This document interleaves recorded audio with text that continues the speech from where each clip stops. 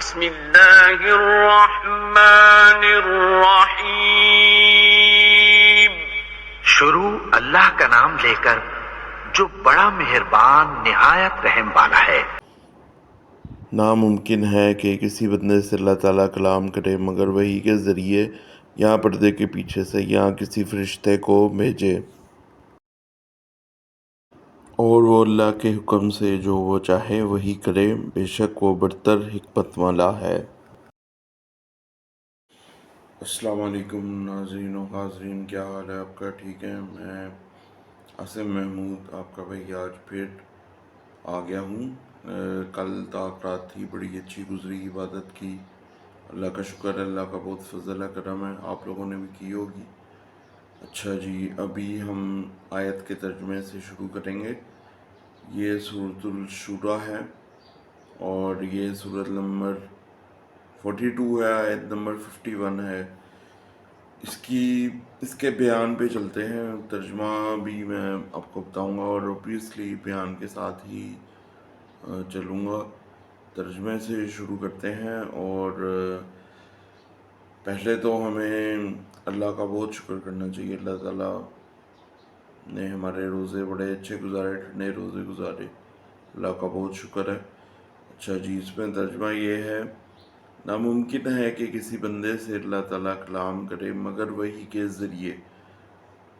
اچھا، اس میں بتایا جا رہا ہے اللہ تعالیٰ مشکل ہی ہے کہ کسی سے کلام کرے مگر وحی کے ذریعے۔ وحی مطلب جو پیغمبروں میں ہمارے جس طرح نازل ہوتی تھی اس طرح کلام کرتا ہے اللہ تعالیٰ، ٹھیک ہے، یا پردے کے پیچھے سے یا کسی فرشتے کو بھیجے۔ ترجمے میں ہی ہے کہ یا پردے کے پیچھے سے یا کسی فرشتے کو بھیجے۔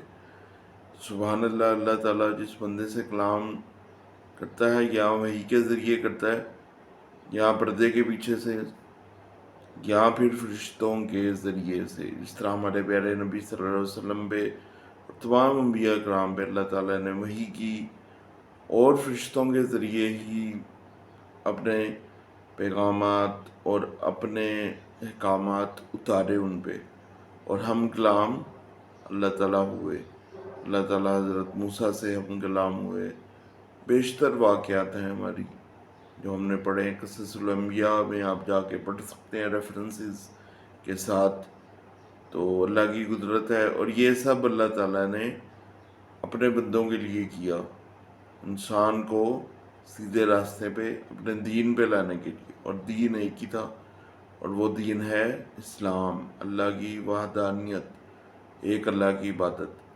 آگے چلتے ہیں، اور وہ اللہ کے حکم سے جو وہ چاہے وہی کرے۔ بے شک، اس میں کوئی شک نہیں، ہر چیز اللہ کے حکم سے ہوتی ہے، اور اس میں بھی واضح طور پہ بتا دیا ہے کہ اور وہ اللہ کے حکم سے جو وہ چاہے وہی کرے، بے شک وہ برتر حکمت والا ہے۔ سبحان اللہ، اللہ سبحانہ تعالیٰ ہر چیز پر حکمت رکھتا ہے اور ہر چیز پر برتری رکھتا ہے، اور اسی لیے ہمیں بلا جھجک اپنے اللہ تعالیٰ سے ہی مانگنا چاہیے، اور ہر وقت اللہ تعالیٰ سے دعا کرنی چاہیے، اور اللہ تعالیٰ کا حکم یہ ہے، میرے بندے میرے سے مانگو میں تمہیں دوں گا۔ تو یہ تھی آیت سورۃ شورى کی، آیت نمبر 51، اس کا ترجمہ تھا اور شارٹ سا بیان تھا۔ امید ہے آپ کو پسند آیا ہوگا، اور اس کے ساتھ ہی یہ آیت کا ترجمہ اور بیان ختم ہوتا ہے۔